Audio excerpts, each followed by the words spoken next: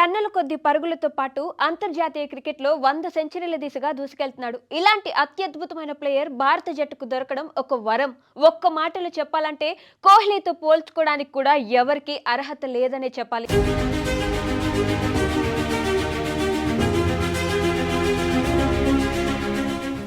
అయితే ఇప్పుడు విరాట్ లాంటి ఒక లెజెండరీ ప్లేయర్ తమ దేశానికి దొరికాడని పాకిస్తాన్ ప్రస్తుతం ఓవర్ యాక్షన్ చేయడం మొదలుపెట్టింది. పాకిస్తాన్ వరల్డ్ కప్ లో ఇంటిదారి పట్టిన విరాట్ కోహ్లీ లాంటి ప్లేయర్ తమ జట్టుకు దొరికాడని సంబరపడుతున్నారు.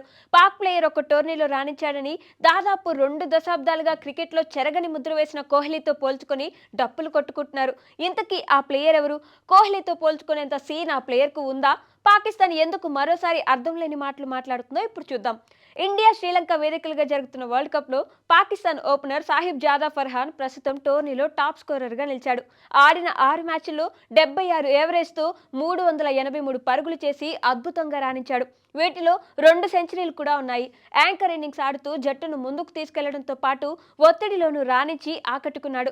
ఈ క్రమంలో ఒకే టీ20 ప్రపంచ కప్ లో విరాట్ కోహ్లీ పేరిట ఉన్న 319 పరుగుల రికార్డును ఫర్హాన్ బద్దలు కొట్టాడు. కోహ్లీ ఆల్ టైమ్ రికార్డు బద్దలు కొట్టడంతో పాకిస్తాన్ పొగరు తలకెక్కింది. ఫర్హాన్ ను కోహ్లీతో పోలుస్తూ ఓవర్ గా బిల్డప్ ఇస్తున్నారు. పాకిస్తాన్ కు ఇలాంటి ఓవర్ యాక్షన్ కొత్త కాదు. గతంలోనూ చాలా సార్లు తమ జట్టుకు కోహ్లీ దొరికాడని పరువు పోగొట్టుకున్నారు. కోహ్లీతో పోలుస్తూ మొదట ఉమర్ అక్మల్ ను నెత్తిన పెట్టుకున్నారు. 2-3 సిరీస్లకే ఉమర్ అక్మల్ ను పాకిస్తాన్ కోహ్లీగా చెప్పుకున్నారు. అయితే ఉమర్ ప్రస్తావన ఆ తర్వాత చెప్పుకోవడానికి ఏమీ లేదు. ఘోరంగా విఫలమై పాకిస్తాన్ జట్టులో స్థానం లేకుండా కనుమరుగైపోయాడు. ఆ తర్వాత అహ్మద్ అనే పాక్ ఓపెనర్ పాక్ జట్టులోకి వచ్చి నిలకడగా రాణించాడు. కొన్ని నెలల పాటు జట్టులో పాతుకుపోయాడు. పోలిక కూడా అచ్చం కోహ్లీలా ఉండడంతో బ్యాటింగ్ స్టైల్ కూడా విరాట్ కోహ్లీలా ఉండేది. దీంతో పాకిస్తాన్ నోరు మరోసారి లేచింది.